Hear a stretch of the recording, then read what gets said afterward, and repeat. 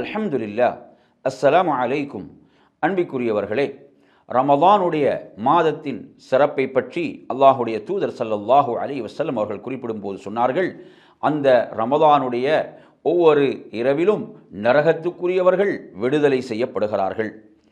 அதேபோன்று ரமதானுடைய ஒவ்வொரு நாளிலும் ஏற்றுக்கொள்ளத்தக்க ஒரு துஆ பிரார்த்தனை இருக்கிறது.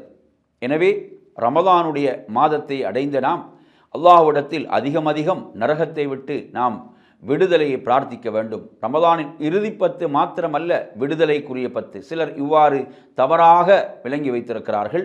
அந்த செய்தி ஆதாரபூர்வமானதல்ல. எனவே ரமதான் முழுவதும் நரக விடுதலைக்குரியதாக இருந்து கொண்டிருக்கிறது. அல்லாஹ்விடத்தில் நாம் அதிகம் நரக விடுதலையை பிரார்த்திக்க வேண்டும். உண்மையில் ரப்பிடமிருந்து நரக விடுதலையை பெற்றவர்கள் ஒருபோதும் நரகத்துக்குள் நுழைய மாட்டார்கள்.